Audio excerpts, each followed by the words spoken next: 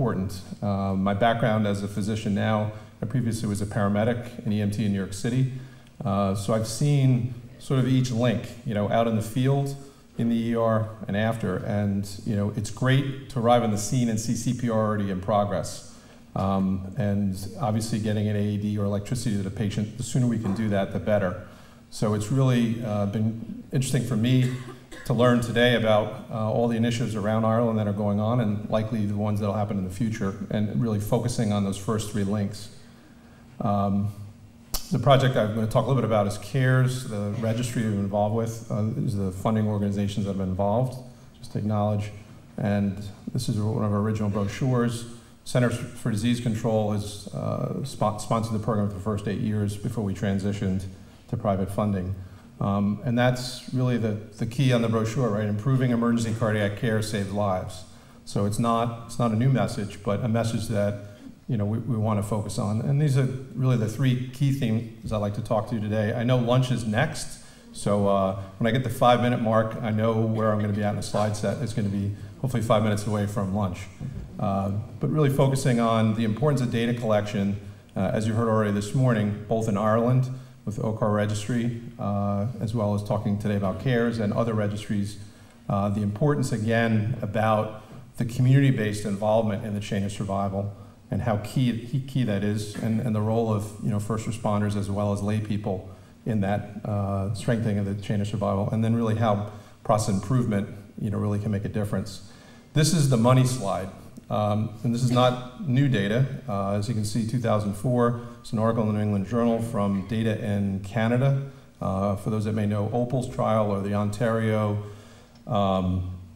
Advanced Life, basically OPAL's AP, Ontario Pre-Hospital, that's the word I'm looking for, Advanced Life Support Initiative. So basically what they were able to do over several years was show the difference between ALS care and BLS care. They had several communities that were just providing BLS, basically EMT level care with a defibrillator, and then graduated to an ALS system. And they collected data over the course of time when they transitioned. And really what they found was the first 3 links: early access. Is that me? Early access.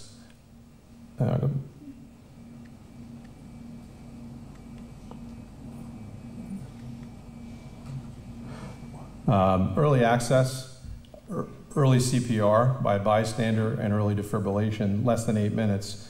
Where you see those dots, they all had an improvement or adjusted odds ratio significantly more than the 4th link, or ALS care. So it's not to say that ALS care is not important, but it's really to say that the initial care that a patient receives as in cardiac arrest really has the most impact.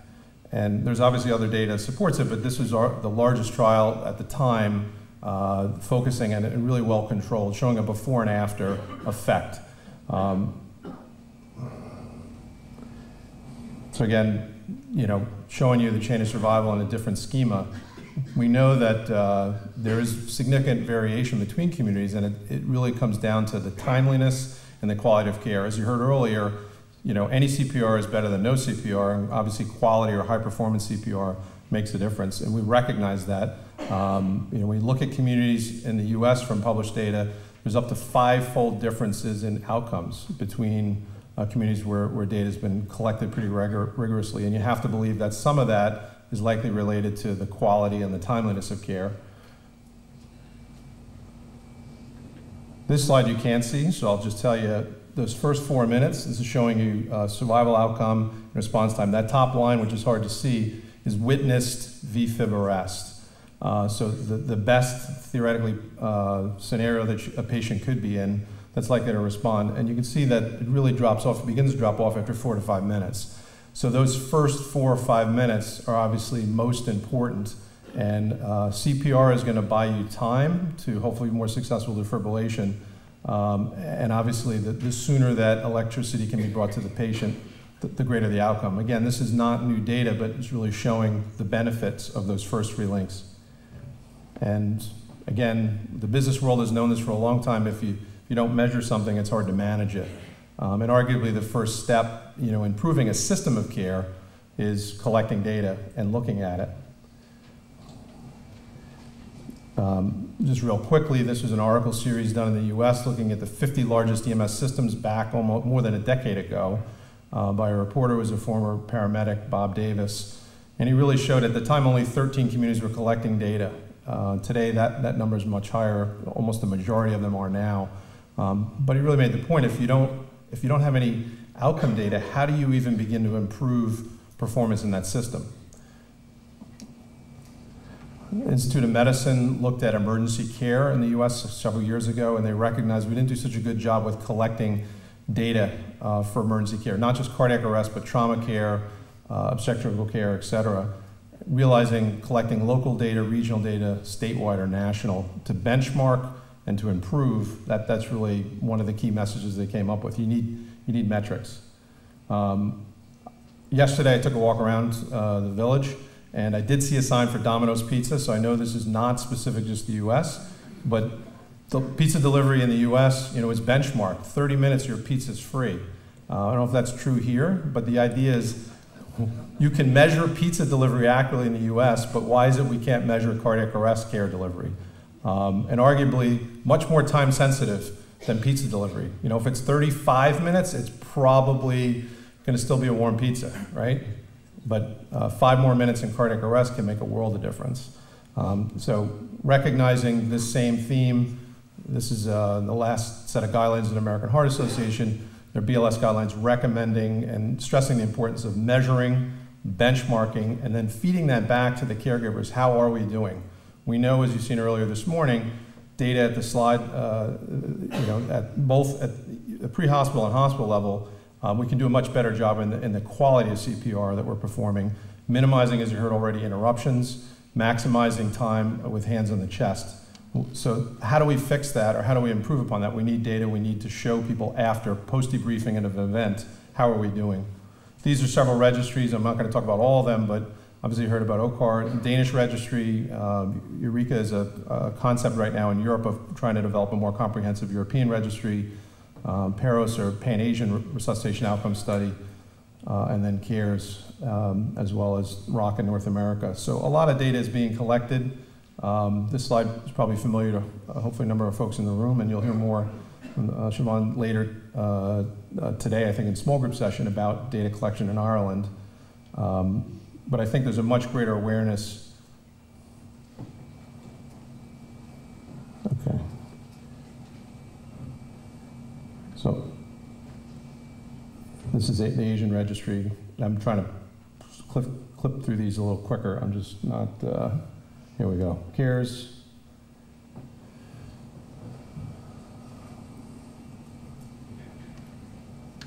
Are you able to, yeah. Can you control from there? Yeah, okay, I'll just say next slide. So we figured it out. That's even, so I'm like, I do have jet lag, but you'd think I'd at least be able to advance the next slide, right? The goal of CARES is to help communities collect data. This is what we've been trying to do for almost the last decade. Next slide. And really the vision statement is trying to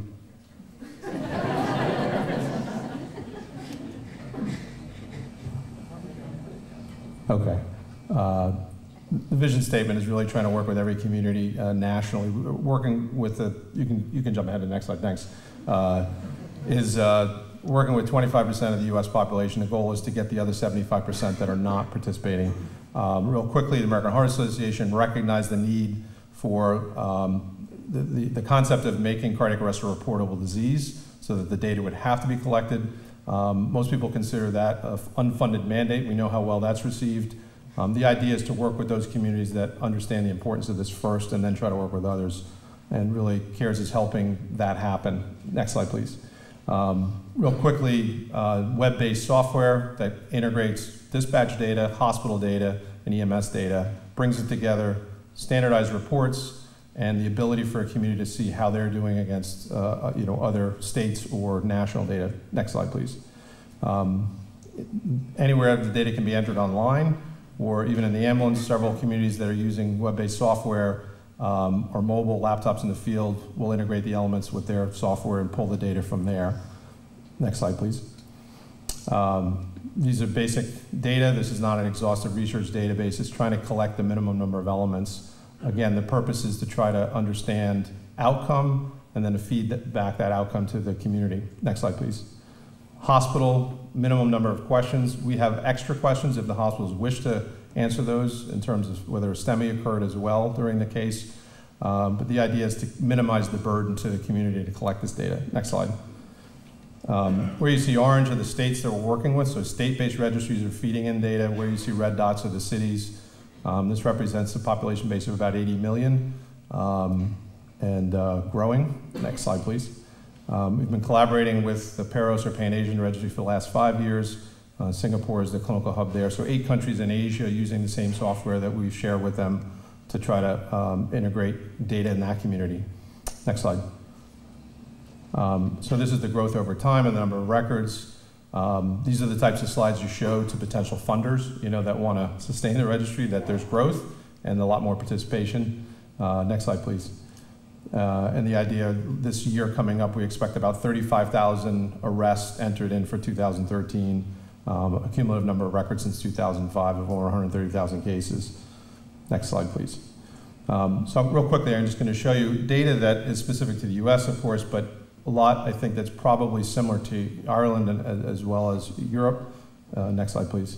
Breakdown by, this is predominantly a male-dominated disease. The median age is about 65, which is technically the retirement age in the US, so it's right on the retirement cusp. Next slide, please. Breakdown by race and ethnicity in the US. We do collect data in Hawaii. That's where you see that 1%. Next slide. And this is probably more important to looking at data here is this is predominantly an event that's going to occur at home, right? And again, not likely where an AED is going to be. So getting the right person to start CPR, you heard about telephone CPR before. That's something we're really trying to focus on in many communities in the US, of getting the family member who's likely going to be the most proximate person to that collapse to begin CPR, recognizing over the phone and engaging the caller while you're getting help to that person. So having a first responder that's in the local community to arrive there, obviously in advance of the ambulance, is going to make a world of difference. And that's traditionally where this event is going to occur. Most of these events are about half are witnessed, half are unwitnessed. About 10 or 11% occur in the back of the ambulance or after the providers get there. And then sort of a breakdown, almost a third of the cases are initiated by EMS starting CPR versus bystanders. And then in case it's not or first responder. So we'd like to see the red and the green becoming a bigger part of that pie. Next slide. The majority of people, do not have an AED, provided in advance of the ambulance arriving. Only about a quarter. And then when you look at who actually got defibrillated, so if the patient's not in a shockable rhythm, they're going to be part of that big blue area. But those that did get shocked, the majority are EMS providing the defibrillation, and then obviously first responder and lay provider. So public access defibrillation is only about 2%, 2 to 3% of all cases. Again, the majority of these events are going to occur in the home where we wouldn't expect an AED to occur. Next slide. Most common rhythm, unfortunately, is not a shockable rhythm, but asystole or PEA. About a quarter of all arrests will have a shockable rhythm, either known to be VFib, ventricular tachycardia without a pulse, or just we know that the defibrillator allowed the patient to be shocked. About a third of the patients are going to get ROS back in the field. Next slide, please. Looks like a little typo, but hypothermia. We do start about less than a quarter, or just about 14% get cooled in the field. The data that's coming out more recently suggests that may not be beneficial. So we'll see about that, whether that changes over time. But the outcome, the majority of patients that we code, outcome in the hospital, about 24 or about a quarter are going to survive the hospital admission. And 20% resuscitation efforts will be stopped in the ER. The other 56% makes up some that may be terminated, care may be terminated later, or we just don't know because it's being collected at the time of the event. Next slide. So overall survival rate, about 10%. But again, we're not looking at every community. The fact that you have all of Ireland collecting data is a much more accurate way to look at it. We don't have the entire United States population contributing data, so there's probably some selection bias of agencies that may be higher functioning that are giving data. But we've seen a positive trend over time. What's Udstein survival is a witnessed VFib arrest that occurs before a 911 provider arrives in the scene, about a 30% survival rate. What you see witnessed or Udstein survival bystander is when that same scenario, witnessed VFib arrest occurred, but a bystander provided either CPR or defibrillation in advance. So you can see that there clearly is an impact at the bystander level. Those are real lives saved. Next slide, please.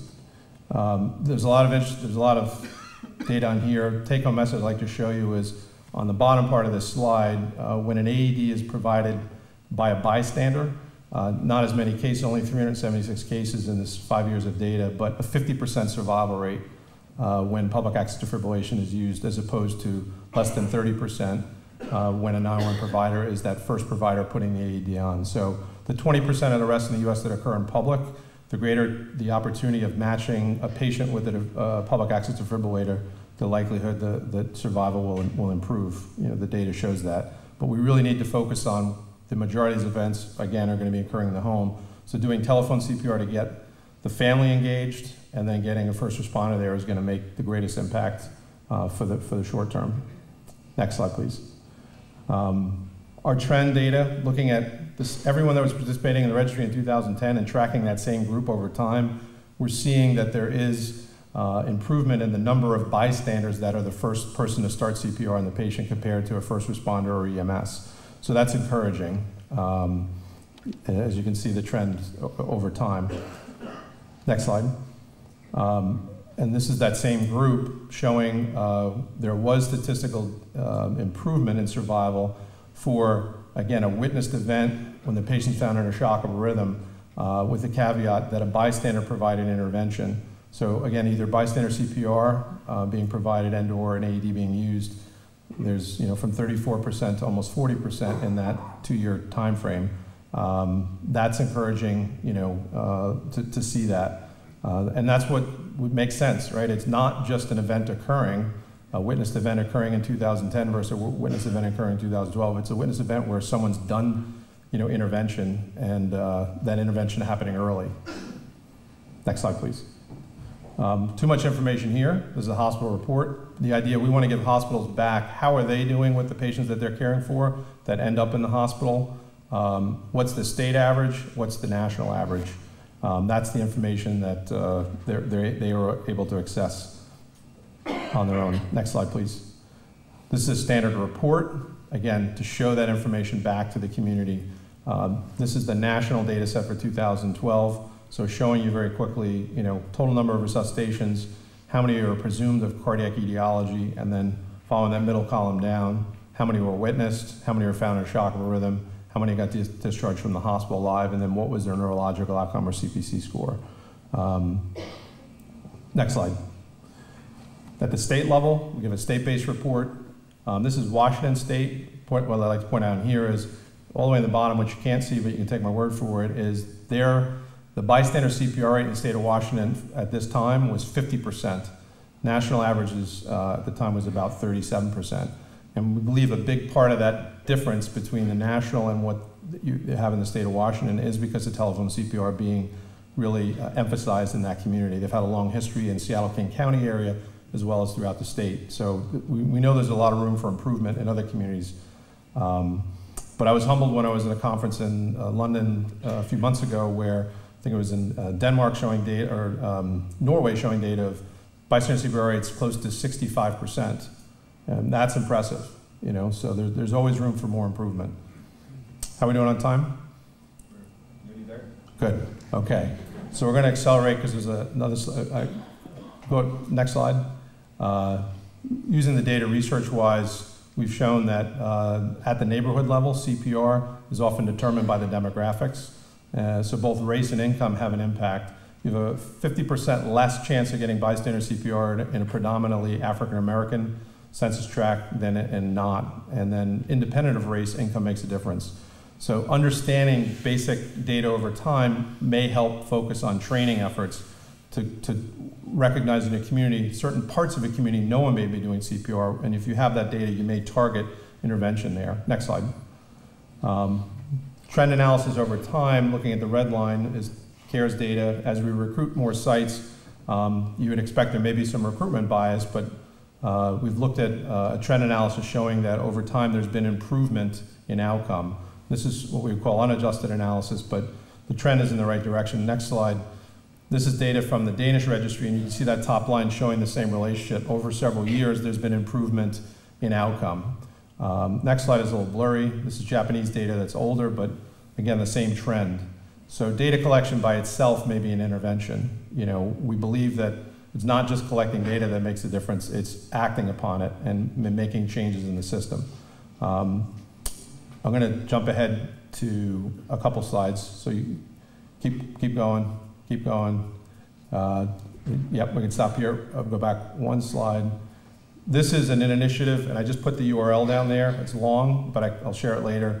This is an initiative. All this is free online, but information and a video training dispatchers in telephone CPR. We know a lot of communities are doing this already, but also providing the opportunity to do quality assurance on that process. There's data in the state of Arizona to show over time, you can improve not only the bystander CPR rate by having a structured program in place, but also improving the likelihood of the cardiac arrest being recognized over the phone and engaging the caller, and the idea that that can translate into improved survival outcome. This is a project that I work with colleagues in Arizona. They've translated this into 10 languages. So it's a 1-hour video to do self-instruction for dispatchers to recognize their important role. You can jump ahead a couple slides here. Keep going. Keep going. Okay. This is really the summary slide, and to recognize, you know, it is about not just data collection, it's about using that data in the community. Recognizing, again, those first 3 links are really the community, and that's the important part of really trying to strengthen your chain of survival. All links are important, but really that's where the data shows there's the greatest impact. You can do all these other things too, but I'll let you go one more slide. And final, I'm sorry, yep, and one more slide after. Keep going. Okay, so I want to salute Slanche to all the first responders. This is a couple years ago when I ran the Dublin Marathon. They call it the Friendly Marathon, and there's a reason for it, is because there's a lot of support on the sidelines, but I really understood this later when I, you know, kind of rewound the race in my mind. I was very happy that I finished, and I remember a gentleman when I was about the 30-kilometer mark, you know, saying to me as I was coming up a hill, and I knew he was talking to me because there was nobody around me, so it was pretty obvious, and he kept saying, come on, laddie, you still have a respectable time. Yeah. Only, as you can expect, you can get complimented and dissed at the same time. But that was my picture I sent back to prove that I finished the race and that I was able to, you know, a gentleman took the picture who was drinking a pint of Guinness. I'm like, can I borrow your Guinness? He goes, no, let me buy it. I'm like, I don't want to, I just want to hold the picture. That was my goal. Finish the race, picture of Guinness with you. So it was a fond memory, and but I do salute everyone in the room for what you're doing, because I think it really will make a difference. Thank you.